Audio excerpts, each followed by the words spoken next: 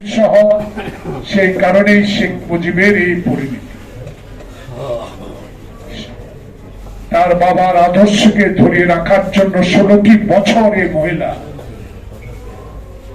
বাংলাদেশে আধিপত্য বিস্তার করে আমাদের গণতন্ত্রকে হত্যা করেছে, গণতান্ত্রিক শক্তির লোকগুলোকে অত্যাচার অবিচার করে জীবনের শেষ পর্যায়ে শেষ করে দিতে চেয়েছে। শেষ পর্যন্ত বাংলাদেশ জাতীয়তাবাদী দলের চেয়ারপারসন বেগম জিয়া, যিনি আদর্শ নিয়ে বাংলাদেশের রাজনীতি করে অবশ্যই নেতৃত্ব লাভ করেছেন, সেই নেত্রীকে, যার বিদেশে এক কাঠা জমি নেই, যার কোন ব্যাংকের টাকা নেই, যিনি বাংলাদেশের মানুষের অধিকারের জন্য এরশাদের বিরুদ্ধে লড়াই করে বাংলাদেশে সেই 90-এর আন্দোলনকে সফল করে 1991 সালে একটি নিরপেক্ষ ভোটের মাধ্যমে বাংলাদেশের প্রথম মহিলা প্রধানমন্ত্রী হয়েছিলেন। সেদিন 1991 সালে শেখ হাসিনা চিৎকার দিয়ে বলেছেন, 31 লোক তোমাকে, বিএনপিকে ক্ষমতায় সুখে চালাতে দেব না।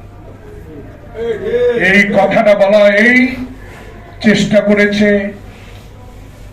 ষড়যন্ত্র করেছে, লগি বইটা দিয়ে মানুষ মেরেছে, ইসলামী পাঠাগারে গিয়ে ইসলামিক বইতে আগুন দিয়েছে, জুতা পরে মসজিদে ঢুকেছে, ইতিহাস সৃষ্টি করে সেদিন ওই যে একই কথা বলেছে, সুখে সরকার ক্ষমতা হস্তান্তর করতে দেব না। চেষ্টা করেছি আমরা সেদিন এই লগি বইটা দিয়ে যারা মানুষ মেরে মানুষের উপরে লাফিয়ে আনন্দ করেছে, সেই নেত্রী বেগম জিয়াকে কারাগারে নিয়ে অসত্য বানোয়াট একটি মিথ্যা মামলায় 5টি বছর তার জীবন থেকে শেষ করে দিয়েছে।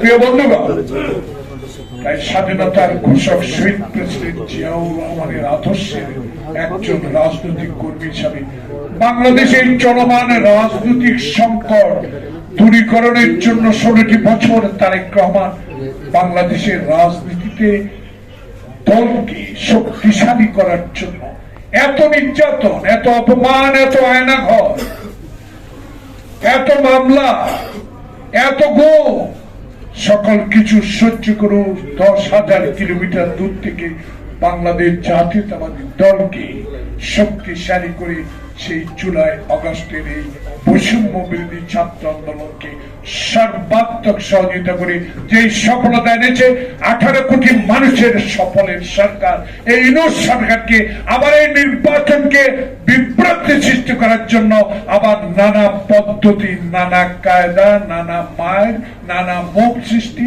নানা পিপিপিআর এইসব সৃষ্টি করে নির্বাচন বানচাল করার একটা প্রক্রিয়া শুরু করছে। তাই আমরা বাংলাদেশ জাতীয়তাবাদী দলের সকল পর্যায়ের নেতাকে আহ্বান জানাবো, ষড়যন্ত্র এখনো শেষ হয়নি, এখনো দিল্লিতে বসে আছে। যে দিল্লি স্বাধীনতার সহায়তার নামে হাজার হাজার কোটি টাকার সম্পদ বাংলাদেশ থেকে লুট করে নিয়েছে, সেদিন প্রতিবাদ করার কারণে আমাদের নেতা জলিলকে পর্যন্ত জেলে যেতে হয়েছে। নির্বাচন তোমার অধীনে, নির্বাচন তোমার বাপের অধীনে তো নির্বাচন সুষ্ঠু হয় না। হেলিকপ্টারে করে আনেন নাই ভোটার বাক্স। তাই আওয়ামী লীগের আবার দিল্লির প্ররোচনায় বাংলাদেশের কিছু লোক যদি আবার আওয়ামী লীগের সাথে আঘাত করে এই প্রফেসর ইউনূস সরকারের একটি নির্বাচনকে বানচাল করার চেষ্টা করেন, জনগণ প্রতিহত করবে।